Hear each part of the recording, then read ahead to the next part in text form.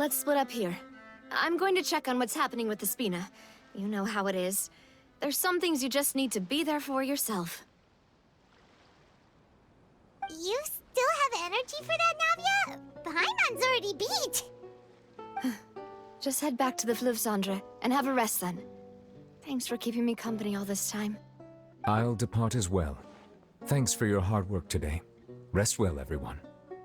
Traveler, I will go talk to Farina tomorrow morning to ask about the stone slates. I'm sure that you're concerned about this matter as well. If you have time, drop by my office. I will share the results of our discussion with you. Are you really gonna talk to her about this directly? Will that be a problem? Paimon's getting a little scared now that it's come to this. She has long been harboring secrets and will not give them up easily, which makes it all the more my duty to ensure that she understands the present situation.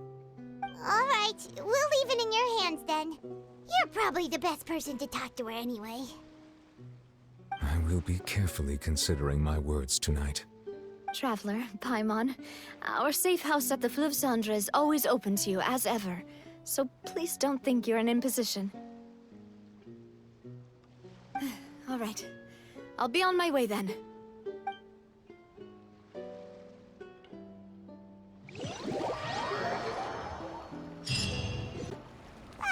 We're finally back! Welcome back. We've got a special menu prepared for you two tonight. Yay! And there's good food too! No, the boss is the best. Ooh, desserts! Nice! These are all Paimon's! Paimon's already starting to forget what happened today. Oh, that voice. Is that who I think it is? Huh? It's you two. What are you doing in Fontaine?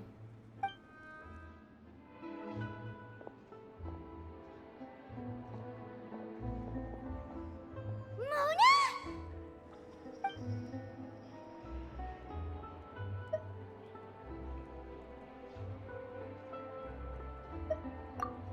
Seriously, nobody just uses a scry glass whenever they've got time to just see who they'll meet on the road. Still, we didn't expect to see you here. Wait, you're not a Fontanian, are you, Mona? Well, I have some business to attend to here, so I booked a hotel in the city. I was just out for a stroll when I bumped into you. Quite unexpectedly, if I might add. Why did you think I was from Fontaine, though? Is that because Magistus doesn't sound much like a Mondstatter surname? Yeah, let's go with that. Well, I used to have my own surname, which was, well, some other thing. Either way, the old hag told me when she took me as her disciple that the first step to being a great astrologist's pupil was to change that name. There was nothing for it, really. She really is amazing at astrology, so I changed my name to what it is now according to her wishes. To my surprise, however, Magistus is not the name of some ancient house or clan. It isn't? Nope. Although it is used by us in place of surnames, it generally just means great. Wow! Imagine including a boast in your name. Wait, are you gonna have to put that into your genealogy as well? I reckon so. In any case, I'd give my disciple a name like this as well, if I were to take one. Astromancer Barbeloth Trismegistus. Whoa, that's a long one. Does it also mean great or something? My name means Mona the Great Astrologist. As for the old hag, hers is, in plain speech, the thrice-as-great Scholar of the Stars. Just take it as a title specific to astrologists. Thrice as great? That's so petty. I know, right? That's just how she is. She used to call herself Magistus, actually, but when she took me in, she changed her name to Trismegistus. Talk about excessive. Magistus is thus the calling card of our school, so to speak, which makes it about the same as a surname. It's all right if you don't get it. You can look into it further should you need to study astrology more deeply.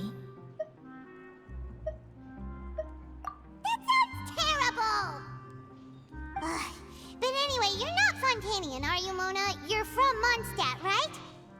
Well, I was born in Mondstadt, yes.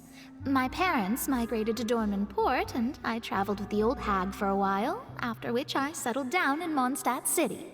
Oh, that's a good thing then. At least we know you won't be dissolved by Fontaine's waters. Speaking of that, I'm sure you're aware that a bunch of things have happened here in Fontaine, right? I know you're not a local, but I'd avoid getting too close to any water that looks strange all the same. There's something ominous about it. Well, the water, I mean.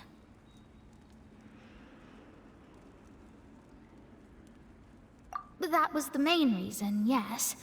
Just a while back, the Steambird invited me to take part in a panel and speak about the circulation of the prophecy as an astrologist. The invitation was sent quite early on. I don't think anyone expected Fontaine to be in this much trouble. What do you make of that prophecy, Mona? Just tell us what you think as an astrologist. Your word would go a long way to make things more certain and less scary. What I can tell you is that I'm an astrologist, and that this prophecy concerns the fate of Fontaine, even that of all Tevat. Ascertaining this is akin to reading the fortune of the whole world. I'm afraid that this is not something that just anyone can do. If I could do it, you would no longer call me an astrologist, but a visionary. But on the flip side, the prophecy is so huge and powerful that it must surely come from a powerful visionary. Its contents involve the fate of the world. Disregarding it would be a mistake. A visionary? Sounds really powerful and all, but does such a person really exist? Of course. The old hag could do it, and I'd bet there are others amongst those Hexenzirkel colleagues of hers who could do something similar.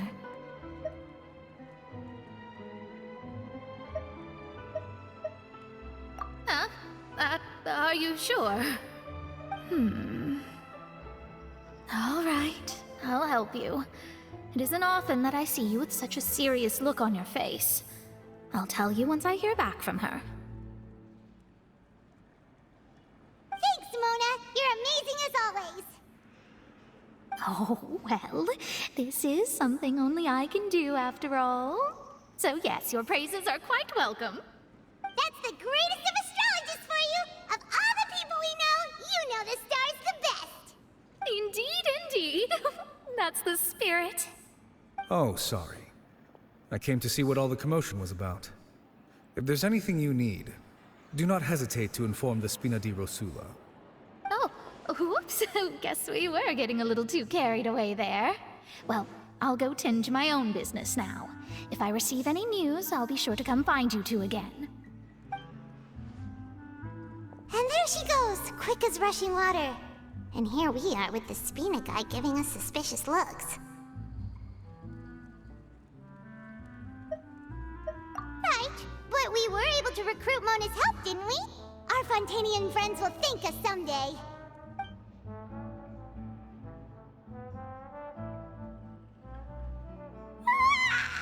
Good morning. To be honest, Paimon's still feeling kind of sleepy. But it's time to get up, Traveler. We agreed to go see Neuvillette, so let's pack it up and get going. Finally! Is something wrong? Monsieur Neuvillette and Lady Farina, they seem to have gotten into a dispute. Please go see for yourself. Dispute? Like I said, I've already explained everything. And yet the problem has not been properly solved. There is little space for excuses between us. It is not my intention to offend you, but please, tell me where you stand. You are the Hydro Archon Focalor, are you not? Look at this. This is a list of the victims from the recent Poisson incident.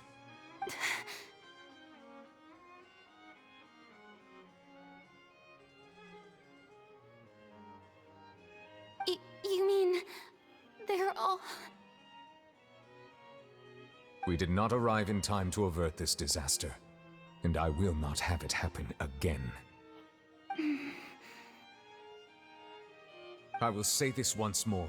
You must tell me everything you know. Yesterday, I found 3 stone slates in some ancient ruins near Poisson. Do you know anything about those? Seriously? You're questioning me like this is a court case now. I don't know anything about that. But you found them in some ancient ruins, you say? That's correct, which is why I came to ask you some questions. There should have been 4 slates, but one of them was missing. The other 3 featured different images that seemed to correlate to the prophecy. The prophecy? The second of these slates depicts the previous Hydro Archon Egeria kneeling before a floating island in the sky, as if confessing something. Do you know nothing of this either? I don't. I've never seen such slates. I'll ask you again. Do you really have no information regarding the previous Archon? My deciphering of the slates indicates that the Hydro Archon Egeria once had to confess to, or apologize for, a certain sin. If anyone would know about it, it should be you. All gods don't have the same secrets, you know. She was herself and I'm me. Is it really so strange that I know nothing? I understand your concerns, but I'm sorry. I just don't have anything to tell you. Forgive me for saying this now, Lady Farina, but I have long known of your various secret investigations into certain matters. There are several indications that you have been investigating the prophecy on the sly.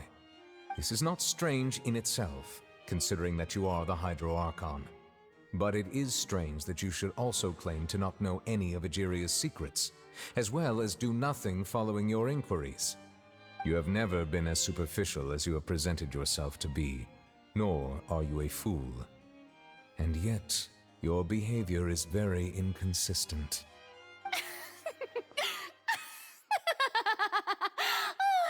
So you've been watching me all this time, have you?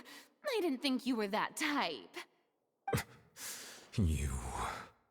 Well, since you know about my secret investigations, then you should know I'm actually working to take care of it. There's no point questioning or suspecting me. You're the Eudix, but you're still my subordinate. You should be following my lead. Just trust in me, you're Archon, and do as I say. Never mind whether you can truly convince yourself to or not. It'll all turn out fine. That's all I have to say. We do not discuss this matter again. Oh, the opera's about to start. Toodles!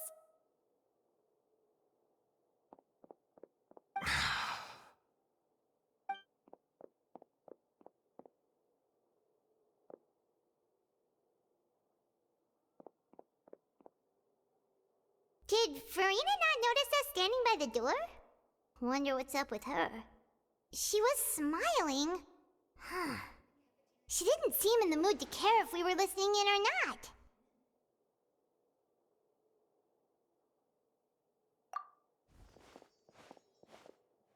I assume you've been outside for a while now? Oh! You noticed! Seems Farina didn't even realize we were here. She was in a great panic, though I cannot discern the reason. Our discussion reached impasses time and again, a state of affairs that we cannot allow to continue. Still, I do not understand. Dialogue is the basis for understanding, so why did she keep refusing to engage?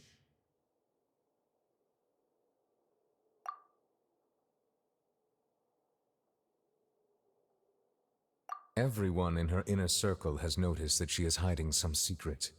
The issue is her attitude. I fear that she will not reveal anything unless absolutely forced to. We may have to create a situation in which she will have no choice but to speak. Oh? Like what? Normally, people will only reveal the truth when standing trial.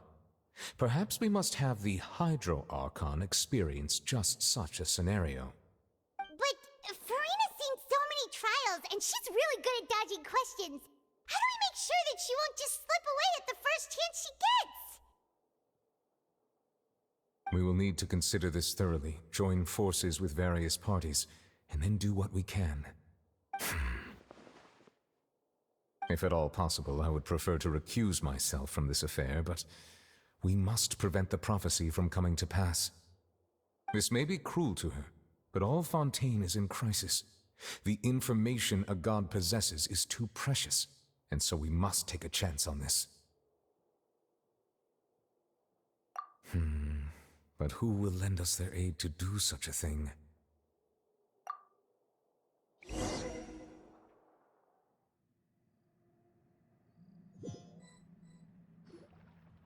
Well, that's everyone, huh? Speaking of which, it was pretty smart of you to think of hiding here. Poisson was just involved in a disaster, so it's presently devoid of people. That naturally makes it the best choice. And here you are drinking tea like it's the most natural thing in the world, huh? That's what family should do. Sit and enjoy a leisurely time together. It's nice to enjoy tea here, you know? Care for a cup? Lend me your ears, everyone. Or perhaps one of you might like to start us off. How about you, friend? Me? No, I don't think I can. Then, how about you, good sir? I fear that I will cause the mood on this boat to become as somber as it is in court. Well then, I guess we're lucky we've got a local like me to organize things. Wonderful, the spotlight at last. I guess I'll be facilitating things from here. That was a little long-winded, don't you think? Oh, you might be right. Anyway, to cut to the chase, our friend here, the Traveler, has brought us together to discuss something. As for what that is, well, let's start by saying that we'll be pooling our efforts together to create a series of traps. Oh, how intriguing. Well, it's just an expression, really. One that I just learned from Chlorand, and used on the spot. So, let's invite her to explain in detail. A round of applause, please. Huh? Didn't you say that you would be facilitating this? Oh, come now. Your work doesn't involve much public speaking, right? This is a good chance to practice. You might even pick up some fancy oratory tricks to impress your boss with in the future. I see. And what does my boss say? He is glad that you consider him your boss. Do go on.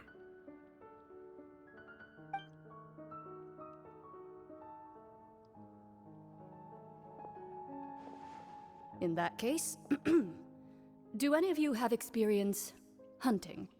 Not that I recall. Fremine and I once used a wooden stick in a basket to catch wild rabbits when we were younger. As for Lynette, oh, right. You were sick that day, weren't you?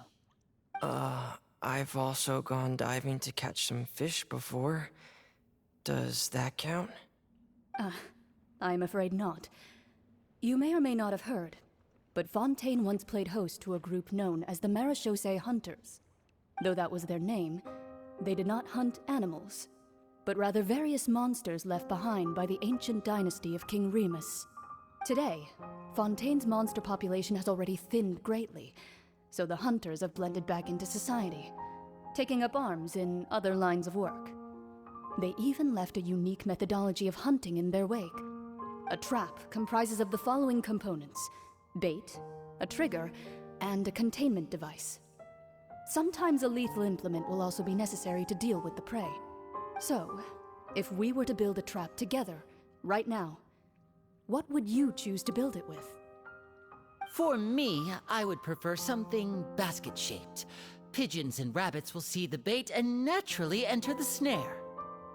Our line of work requires a deft hand, and we're some of the best in the industry, so you can count on our techniques. You used some of those techniques while moving the people of Poisson, didn't you? My subordinates mentioned that you even performed some magic for the bawling children. Yes, and I even managed to gather some intelligence in the meantime. I'm quite the multitasker if I do say so myself. I'm afraid I can't claim that as my strong suit. I prefer more stable methods, like placing bait in the water and waiting for the fish to come within reach. That's the kind of method I would count on. Calm and steady. Exactly the kind of person who would catch loads of fish. And I can be their assistant. With discretion, I'm sure. I'd probably use some sort of mechanical animal. Papa once bought me some small clockwork squirrels, mice, and such. When placed in the forest, they can attract others of their kind. I remember that you liked those too, didn't you? I did. And that would be a good way to go about it. If they're realistic enough, animals of the same kind will follow them all the way to the trap. What about you, Monsieur Neuvillette? I fear I do not have any related experience. That makes sense. You usually solve problems directly, without the use of any such tricks. But I do have one more question for you, Monsieur. If we were to create a trap now, how would you design it? I would like for it to be effective, but bring no harm to the prey. A more gentle trap would be ideal. Kind, as always.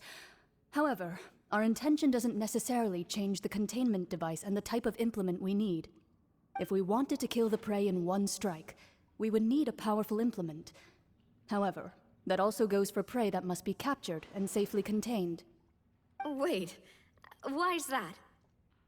Only a hunter who's a true expert at subduing their prey can snare it without harming it.